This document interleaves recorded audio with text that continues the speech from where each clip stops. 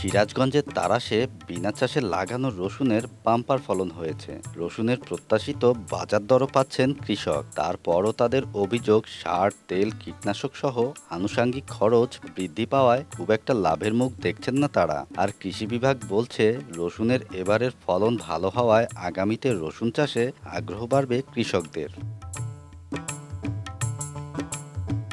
চলনবিল অধ্যুষিত তাড়াশের ও গুরুদাসপুর উপজেলার মাঠ থেকে এখন শুরু হয়েছে রসুন ঘরে তোলার কাজ। তাই এখন অনেকটাই ব্যস্ত সময় কাটাচ্ছেন এ অঞ্চলের কৃষকরা। প্রতি বিঘা জমি থেকে ঘরে ৩০ থেকে ৩৫ মণ হারে রসুন উৎপাদিত হচ্ছে, আর বাজারে বিক্রি হচ্ছে প্রতি মণ ৪,৯০০ থেকে ৫,১০০ টাকা দরে। ফলন ভালো হলেও কৃষকের রয়েছে অভিযোগ, বাজারে যখন তেল, সার ও শ্রমিকের মূল্য বৃদ্ধি হয়েছে, তখন কৃষকের ঘাম ঝরানো ফসল রসুনের দাম আর একটু বাড়ানোর দাবি তাদের। সারের দাম বেশি, আমার ফসলে পোষাচ্ছে না, আমার দাম বেশি দেওয়া লাগবে। তেলের দাম বেশি দিছে, ১ টাকা ছেঁচা ৪ লিটার করে তেল লাগছে, ৬ টাকা ছেঁচা লিছি, কামলা খরচ, এতে আমার কিছুই তো পোষায় না। ২,০০০ টাকা মন রসুন বেশি কি হবে আমার?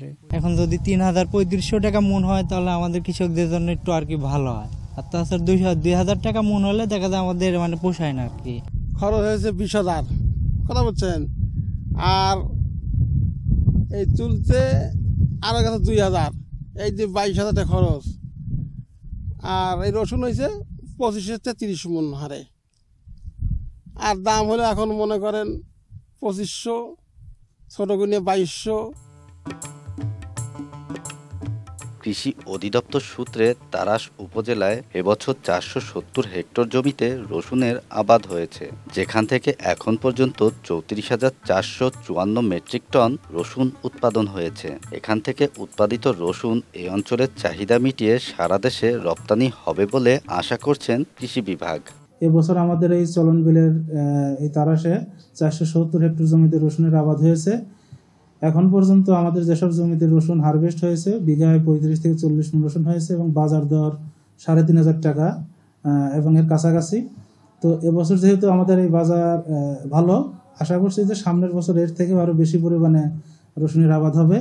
এবং আমরা এখন পর্যন্ত যেরকম ৯০% পর্যন্ত রসুন কর্তন হয়েছে, পুরোপুরি হলে সম্ভাব্য আমাদের ৩,৪৬০ হেক্টর মেট্রিক টন রসুন আমরা আশা করছি যে এখানে উৎপাদন হবে। এবং এই রসুন আবাদ করতে যে মাঠ পর্যায়ে আমাদের উপসহকারী কৃষি অফিসাররা তাদের পাশে সার্বক্ষণিক থেকে পরামর্শ দিয়ে আমাদের উৎপাদন এ পর্যন্ত নিয়ে আসছে। এবং ভবিষ্যতে কৃষকদেরকে আমরা বিভিন্ন ধরনের প্রশিক্ষণের মাধ্যমে এই উৎপাদন যাতে অব্যাহত থাকে সেই প্রচেষ্টা আমাদের থাকবে।